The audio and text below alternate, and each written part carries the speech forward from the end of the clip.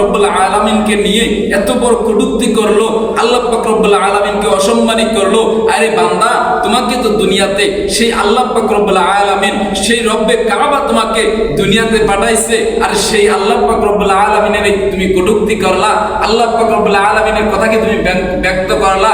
যে আল্লাহ পাক রব্বুল আলামিন কুরআনে বলে দিয়েছেন, জালিকাল কিতাবুল লা রাইবা ফি, এই কিতাবের মধ্যে কোনো সন্দেহ নাই, এই কিতাবের মধ্যে কোনো ভুল নাই।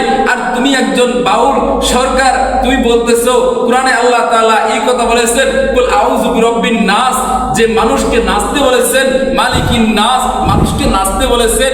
এই সূরার মধ্যে আল্লাহ পাক রব্বুল আলামিন মানুষদেরকে নাচতে বলেছেন। ও বান্দা, ও মুসলমান ভাইরা, তোমরা মনোযোগ সহকারে শুনে নাও। আল্লাহ পাক রব্বুল আলামিন বান্দাকে কোনো নাচতে বলে নাই। বান্দাকে আল্লাহ পাক রব্বুল আলামিন, আল্লাহ পাক রব্বুল আলামিনের হুকুম আহকাম মেনে চলার জন্য কথা বলেছেন। এখানে নাচ বলতে ওই নাচ গান নয়, এখানে নাচ বলতে উদ্দেশ্য করেছেন যে নাচ মানে মানুষ, যে ইনসান, মানব, আমাদেরকে আল্লাহ পাক রব্বুল আলামিন উদ্দেশ্য করে সেই সূরার মধ্যে কিছু কথা বলেছেন। আর সেই সূরাকে ব্যঙ্গ করে ওই বেঈমান কাফের মুশরিক সে আল্লাহ তাআলাকে কটূক্তি করলো, আল্লাহ তাআলার সঙ্গে কটূক্তি করলো। আর সেই কটূক্তি করার কারণে বর্তমান রাষ্ট্রপ্রতিনিধি তাকে গ্রেফতার করে নিয়ে গেছে। আমার পক্ষে তাকে ফাঁসি দিলেও এটা আমার মনের আফসোস পূরণ হবে না। তাকে এমন ভাবে শিক্ষা দেওয়া উচিত যেমনই ভাবে কোনো কাফেরও যেন আমার রব আল্লাহর দিকে যেন এমন ভাবে কোনো কথা না বলতে পারে। যেই রব তোমাকে সৃষ্টি করেছেন সেই রবকে কখনো বইল না। দুনিয়াতে তুমি সমস্ত সবকিছু নিয়ে চিন্তা করো, সমস্ত সবকিছু নিয়ে তুমি চিন্তা করো, সম্পূর্ণ সবকিছু চিন্তা করার পরে আমার রব্বে কাবাকে তুমি খুঁজে পাবে। আমার রব যে কেমন, আমার রব যে আকৃতি কেমন, আমার রব আল্লাহ পাক রব্বুল আলামিন তোমাকে বান্দা হিসেবে দুনিয়াতে পাঠাইছেন। তার মানে এই নয় আল্লাহ পাক রব্বুল আলামিন তোমাকে খেলতামাশার জন্য পাঠাইছেন। আল্লাহ পাক রব্বুল আলামিন তোমাকে খুব আদর যত্ন করে পাঠাইছেন।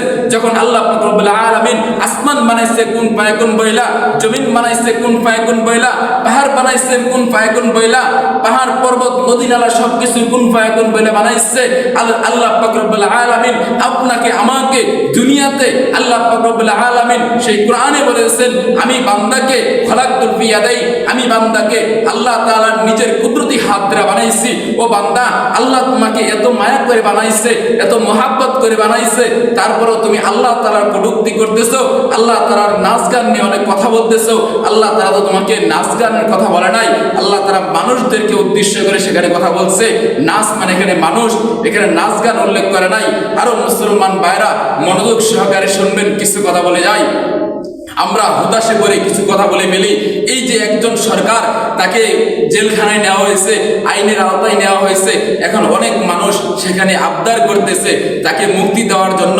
ও বান্দা, তোমার কি এতটুকু সেন্সিটিভ নাই, এতটুকু চিন্তা ভাবনা নাই?